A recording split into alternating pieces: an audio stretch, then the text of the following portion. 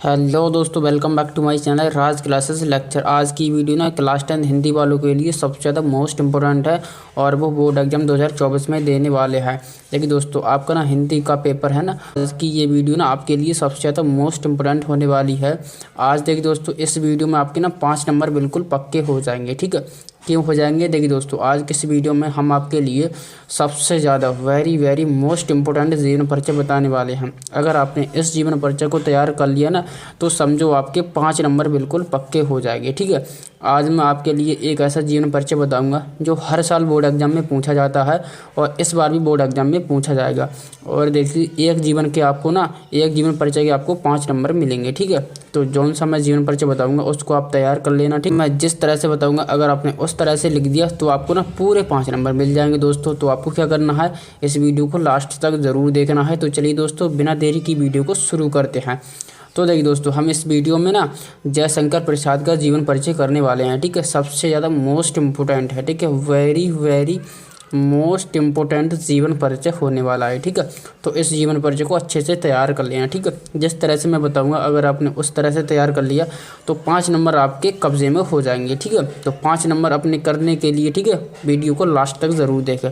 तो चलिए दोस्तों, हम ना आगे बढ़ते हैं। ठीक है, यहाँ पर देखिए दोस्तों, आप ना अगर जयशंकर प्रसाद का जीवन परिचय लिख रहे हो, ऊपर लिख देना जयशंकर प्रसाद। ठीक है, और यहाँ पर लिख देना जीवन परिचय। ठीक है, और इस तरह से यहाँ पर ना एक अंडरलाइन कर देना। ठीक है, अब देखिए दोस्तों, आपको क्या करना है, अब यहाँ से ना आपको ना लिखना स्टार्ट करना है। ठीक है, तो देखिए दोस्तों, यहाँ पर हम इसको पढ़ना स्टार्ट करते हैं। ठीक है, तो देखिए दोस्तों, जयशंकर प्रसाद का जन्म सन 1889 ईस्वी को काशी के प्रतिष्ठित वैश्य परिवार में हुआ था। ठीक है, तो देखिए दोस्तों, हमें क्या करना है, देखिए दोस्तों, इनका ना जन्म आपको ना क्या कर देना है, इनका जन्म आपको ना हाईलाइट कर देना है। ठीक है, जब एग्जामिनर कॉपी को चेक करता है ना, तो वो क्या देखता है, तो वो देखिए दोस्तों जन्म देखता है। ठीक है, इनके पिता का नाम देखता है। ठीक है, तो इन सारी चीज़ों को देखता है। ठीक है, तो आप क्या करना, आप देखिए दोस्तों, इनको ना हाईलाइट कर देना। ठीक है, ताकि एग्जामिनर पर अलग ही इंप्रेशन पड़े और एग्जामिनर देख के समझ जाए कि किसी टॉपर बच्चे की कॉपी है। ठीक है, तो देखिए दोस्तों, इन चीज़ों को आपको हाईलाइट कर देना है ताकि एग्जामिनर का एक अच्छा इंप्रेशन बने। ठीक है, तो देखिए दोस्तों, जैसे कि मैंने यहाँ पर किया है। ठीक है, तो देखिए दोस्तों, जयशंकर प्रसाद का जन्म सन 1889 ईस्वी को काशी के प्रतिष्ठित वैश्य परिवार में हुआ था। ठीक है, इनके पिता का नाम देवी प्रसाद था। ठीक है, अब देखिए दोस्तों, इनका परिवार गांव में सुगनी साहू के नाम से प्रसिद्ध था। ठीक है, ठीक है, तो देखिए दोस्तों, इनका परिवार है ना गांव में देखिए दोस्तों सुगनी, ठीक है, सुगनी साहू के नाम से प्रसिद्ध था। ठीक है, और देखिए दोस्तों, इनके पिता तंबाकू के प्रसिद्ध व्यापारी थे। ठीक है, तो देखिए दोस्तों, इनके पिता है ना तंबाकू का व्यापार करते थे। ठीक है, तंबाकू को लेते थे, बेचते थे, तो मतलब इस तरह का ये व्यापार करते थे, तंबाकू का व्यापार करते थे। ठीक है, क्योंकि तंबाकू की खेती होती है और हमारे यहाँ भी तंबाकू की खेती होती है। तो देखिए दोस्तों, वो तंबाकू के व्यापारी थे। ठीक है, प्रसिद्ध व्यापारी थे, मतलब अच्छे खासे व्यापारी थे। ठीक है, और देखिए दोस्तों, इनके पिता की मृत्यु जब इनका बचपन था तभी हो गई थी। ठीक है, और देखिए दोस्तों, इनके पिता की मृत्यु पता है कब हुई, जब जयशंकर प्रसाद बचपन में ही थे, मतलब छोटे ही थे ना, तब इनके पिता की मृत्यु हो गई थी। ठीक है, तो यहाँ पर देखिए दोस्तों, तब इनकी मृत्यु हो गई थी। ठीक है, जिसके कारण इनकी प्रारंभिक शिक्षा घर पर ही हुई। ठीक है, तो क्या हुआ था, इनके पिता की मृत्यु मतलब इनके बचपन में हो गई, तो इनकी शिक्षा क्या हुई, जिसके कारण इनकी प्रारंभिक शिक्षा मतलब स्टार्ट की पढ़ाई थी ना, वो घर पर ही हुई। ठीक है ना दोस्तों।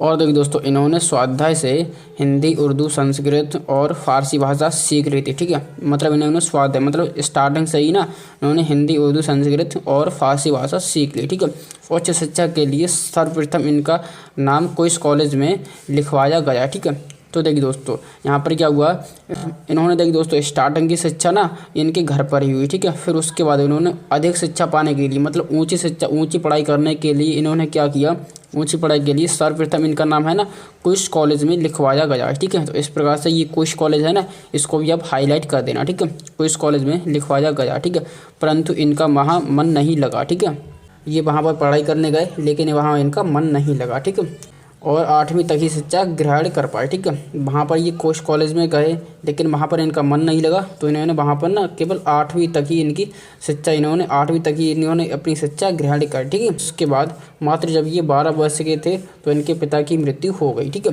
तो देखिए दोस्तों, मैंने अभी आपको बताया इनके पिता की मृत्यु इनके बचपन में हुई। ठीक है, जब ये जयशंकर प्रसाद 12 वर्ष के थे। ठीक है, कुल 12 वर्ष के थे तब इनके पिता की मृत्यु हुई थी। ठीक है, और देखिए दोस्तों, कुछ समय पश्चात इनकी माता की भी मृत्यु हो गई। ठीक है, पहले इनके पिता की मृत्यु हुई और फिर कुछ समय पश्चात इनकी माता की भी मृत्यु हो गई थी। ठीक है, और देखिए दोस्तों इनके ऊपर कठिनाई को पहाड़ टूट पड़ा। ठीक है, जिनके माता पिता खत्म हो जाए तो उन पर देखिए दोस्तों क्या दिक्कतों का सामना करना पड़ता है। ठीक है, तो इन पर बहुत ही ज़्यादा कठिनाई का पहाड़ टूट पड़ा। ठीक है, फिर उसके बाद क्या हुआ, इनकी शिक्षा दीक्षा का प्रबंध इनके बड़े भाई शंभुनाथ ने किया। ठीक है, इनके माता पिता खत्म होने के बाद इनके बड़े भाई थे शंभुनाथ। ठीक है, तो शंभुनाथ ने ही इनके शिक्षा दीक्षा का प्रबंध किया, जैसे कि कॉपी पेंसिल ये सारी चीज़ों का ये बड़े भाई ने इनका प्रबंध किया। ठीक है, मतलब इनकी शिक्षा है ना इनके बड़े भाई ने करवाई। ठीक है, फिर उसके बाद क्या है, किंतु कुछ समय पश्चात इनके बड़े भाई की भी मृत्यु हो गई। ठीक है, फिर क्या हुआ, इनके बड़े भाई थे ना शंभुनाथ,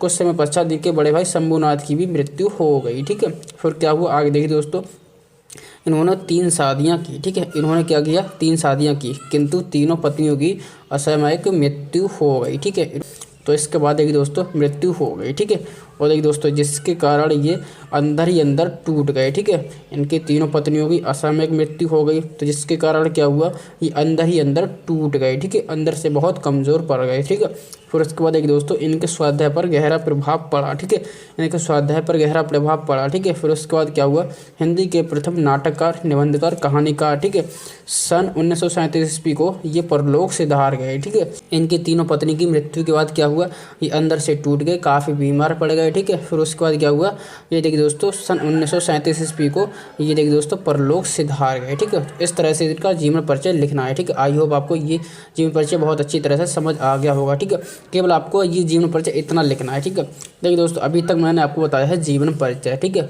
और देखिए दोस्तों जीवन परिचय के आपको 3 नंबर मिलेंगे। ठीक है, टोटल 5 नंबर मिलेंगे। ठीक है, टोटल 5 नंबर मिलेंगे जीवन परिचय के। अगर आप इतना कुछ लिख दोगे ना तो आपको देखिए दोस्तों 3 नंबर मिलेंगे। ठीक है, और मैंने तो बताया कि आपको 5 नंबर मिलेंगे, फिर 2 नंबर कहाँ गए, तो 2 नंबर मिलते हैं भाई रचना के। ठीक है, तो रचना कहाँ से लिखनी है भाई, मैंने इसी में बताया है। आगे देखिए दोस्तों, देखिए दोस्तों यहाँ तक तो आपने कर दिया इनका जीवन परिचय। ठीक है, फिर उसके बाद आती हैं महत्वपूर्ण रचनाएं। ठीक है, महत्वपूर्ण रचना। अब देखिए दोस्तों इनकी महत्वपूर्ण रचना कौन सी है, चलिए आइए दोस्तों हम इसकी ना महत्वपूर्ण रचना भी बताते हैं।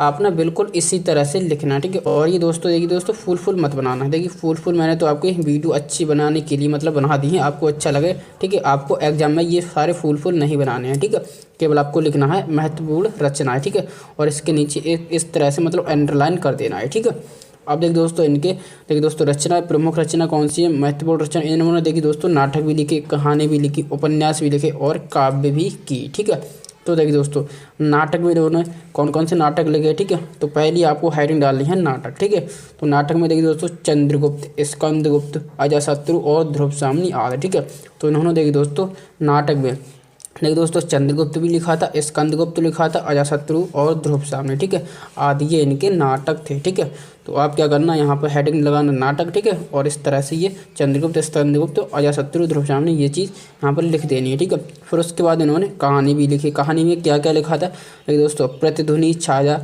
इंद्रजाल, आकाशदीप आदि। ठीक है, तो ये उन्होंने कहानी लिखी थी। ठीक है, आप ना बहुत आराम से इनकी कहानी भी याद कर सकते हो। ठीक है, उपन्यास में कंकाल, तितली, इरावती। ठीक है, आदि। तो इन्होंने क्या किया है, उपन्यास में ये सारी चीज़ लिखी थी। ठीक है, आप याद कर लेना, इनकी ये महत्वपूर्ण रचनाएं हैं। ठीक है, और देखिए दोस्तों काव्य में क्या लिखा था, लहर, झरना, आंसू, कामायनी। ठीक है, तो इस तरह से ये इनकी रचनाएं हैं। ठीक है, आप क्या करना, आप इनको याद कैसे करोगे, तो देखिए दोस्तों 10-10 मिनट 10-10 मिनट क्या करना, आप इनकी ना रचना याद करना। मतलब इनकी नहीं, आचार्य रामचंद्र शुक्ल, जयशंकर प्रसाद की, जितने भी लेखक और कवि हैं ना उनकी आपको 10-10 मिनट रचना पढ़नी है। ठीक है, जब आप रचना पढ़ोगे तो आपको ऑटोमेटिकली आपको ये रचना याद हो जाएंगी। ठीक है, तो इस तरह से ये याद करने की ट्रिक है। ठीक है, जब तक आप पढ़ोगे नहीं तब तक आप भाई इसे याद नहीं कर पाओगे। ठीक है, तो पढ़ के ही इसे याद कर पाओगे मेरे भाई। ठीक है, तो आपको क्या करनी है, इनकी महत्वपूर्ण रचना है। ठीक है, तो महत्वपूर्ण रचना है, नाटक है, कहानी है, उपन्यास है, काव्य है। ठीक है, तो इस तरह से अगर आप ना इतना कुछ लिख दोगे तो 2 नंबर आपको इसके मिल जाएंगे और 3 नंबर आपको जीवन परिचय के मिल जाएंगे। ठीक है, टोटल आपको 5 नंबर मिल जाएंगे। ठीक है, तो इस तरह से आपको ये जीवन परिचय लिखना है। बिल्कुल अगर आप सेम टू सेम इसी तरह से अगर कॉपी पेस्ट कर दोगे तो एग्जाम में एक भी नंबर नहीं काटेगा और वो खुश होकर आपको ना पूरे में से पूरी नंबर दे देगा यार। ठीक है, अगर आपको हिंदी में एक अच्छा स्कोर करना है ना तो भाई इस जीवन परिचय को ज़रूर तैयार कर लेना। ठीक है, क्योंकि ये बोर्ड एग्जाम की दृष्टि से सबसे ज़्यादा मोस्ट इंपॉर्टेंट है और इसे भाई तैयार कर लेना। ठीक है ना दोस्तों, तो चलिए दोस्तों आज की वीडियो आपको कैसी लगी, अच्छी लगी तो कमेंट में ज़रूर बताना और इस जीवन परिचय को तैयार कर लेना। तो चलिए दोस्तों मिलते हैं ऐसी किसी नई वीडियो में, तब तक के लिए बने रहें हमारे चैनल के साथ। जय हिंद, जय भारत।